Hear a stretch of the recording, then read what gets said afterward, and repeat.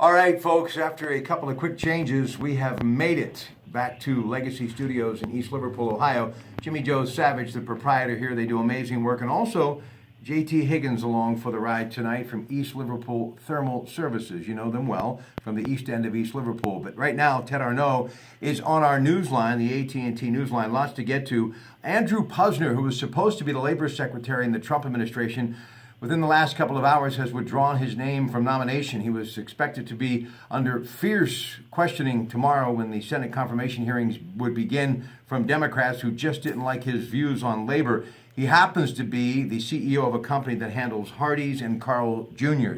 Ted, let's talk about Andrew Posner and him stepping down before even stepping up. And also, well, General Michael Flynn has since resigned his post as National Security Advisor. What does that mean for the Trump administration, if anything? Well, neither is a good situation. With Posner, he had some personal issues with respect to hiring undocumented employees and not withholding taxes. And if you drill down on that, it's actually a crime. So he had that issue, and then the Democrats were going to hit him on some of his labor stances and some of the ads that he has run that they felt, the Carl's Jr.'s ads, that are very provocative in nature. So I think he was, they plucked these guys out of these businesses, and they're not used to the political backbiting world that they have to go into. And, these guys can make it pretty well when you're street fighting out in finance and in business. But this is a different kind of fighting. These guys, when you go into politics, they got all claws bared so that they can rip at you pretty good. All right, now, don't forget to follow CBS Radio News tonight, top and bottom of the hour on News Radio 1020 KDK for this developing story. The Pentagon, Ted, is considering sending combat troops into Syria. Good idea or bad idea? I think it's a bad idea. You remember, I lived there and was in the Air Force right 90 miles north of Syria for 2 years.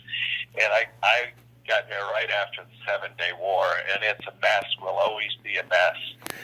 I don't know what we're going to accomplish, and the fear that you have sending in troops into Syria right now is Bashar al-Assad has a stranglehold on the government army, and he's being supported by two of our biggest problem countries, Russia and Iran.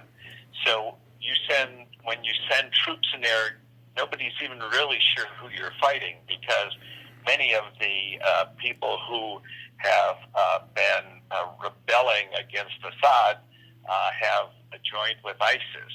And so you've got the pro-Assad group, you've got the rebellious group, many of which are ISIS components, and then you've got Russia and Iran. I just don't see how we come out of that one a winner. All right, speaking of the Middle East, earlier today, I talked about it in a video blog very early today, and we now know exactly what happened in their press conference. President Trump vowed to work towards peace between Israel and Palestine, but he said it would require compromise on both sides. He, of course, welcomed Prime Minister Benjamin Netanyahu to the nation's capital today, leaving it up to the parties themselves ultimately to reach terms on any agreement, but he offered no new prescription for achieving an accord that has eluded so many of his predecessors. And the Palestinians are angered over the abandonment of their goal of statehood could scrap any chance of coaxing them back to the negotiating table. Now, dropping a bombshell on Netanyahu as they face reporters just before sitting down for the talks, Trump told him, "I'd like to see you pull back on settlements for a little bit." The right-wing leader from Israel, Netanyahu, who may have expected more decidedly pro-Israel rhetoric as the two sought to get past years of, feuding with Trump's Democratic predecessor, Barack Obama, appeared startled. However, he talked about they are both great deal makers as in negotiators, and Mr. Trump knows all about the art of the deal. So he seemed as though that would be something that they could actually sit down and work out. Netanyahu insisted the Jewish settlements were not the core of the conflict and made no commitment to reduce settlement building in the occupied West Bank. Trump echoed Netanyahu's call for the Palestinians to recognize Israel as a Jewish state, something they have refused to do, and to halt incitement against Israel. But one of the things they all agreed upon, they're not big fans of the Iran nuclear deal, and also they want to stop Islamic radical terrorism from threatening and destroying the world as we know it. So your thoughts about, which I believe is essential to our country and the Trump administration getting a warmer and much better relationship with the great state of Israel and their amazing leader, Prime Minister Benjamin Netanyahu. Ted. Well, you're going back to conflicts that are 4,000 years old, and it's hard to be able to come in there and try and solve territorial issues like this if the countries aren't willing to do it. And, it's always been the definition of what Palestinian lands really are. Are they two separate countries, or are the Palestinians part of Israel and citizens of Israel, which they are right now? The Palestinians for years have been trying to get a separate nation state, and when I was in the Middle East for the 2 years, it was right after the '67 war when Israel occupied those territories, and it's been a conflict ever since. And I think it's going to take more than just rhetoric. It's going to take sitting down and bringing these leaders together, which nobody's really been able to do. Jimmy Carter probably came closer than anybody else, but that fell apart. You just don't have the Palestinian leadership that is willing to compromise.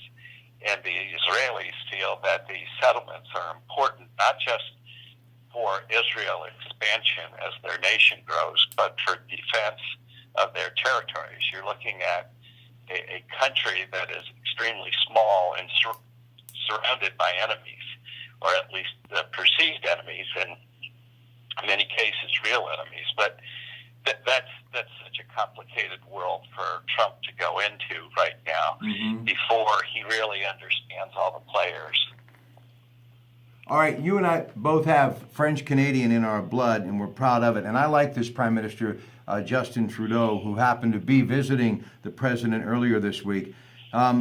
He said, as we know, 35 U.S. states list Canada as their largest export market, and our economies benefit from the over $2 billion in two-way trade that takes place every single day. Millions of good, middle-class jobs on both sides of the border depend on this crucial partnership. Maintaining strong economic ties is vital to our mutual success, as we're going to continue to work closely together over the coming years so that the Canadian and American families can get ahead. I like this partnership, Ted.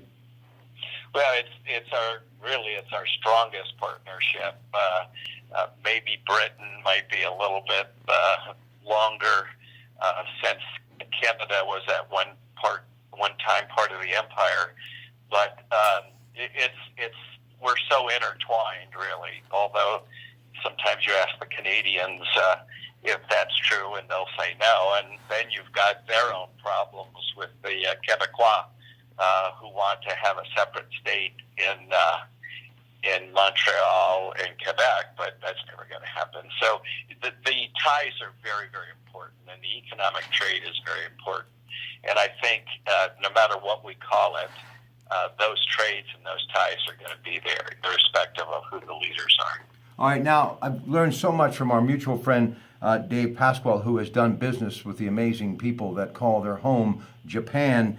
And Shinzo Abe was in Florida over the weekend, and he talked about a number of things, how many times he has been here within months, 4 to be exact, the last at Pearl Harbor in Hawaii, talked about how gracious President Trump has been to him. He talked about, well, many people in this country call him Abe as opposed to Abe, but that's okay because he made the connection with the great President Abraham Lincoln. But they got down to business, and he said last year from Japan to the United States, there have been more than $150 billion of new investment being made here in the United States.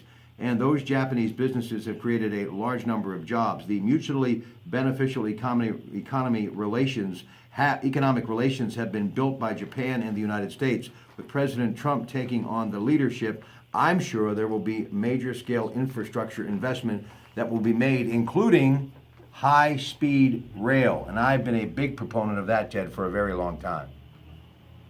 Well, I mean, Japan has technical leadership skills that we can use.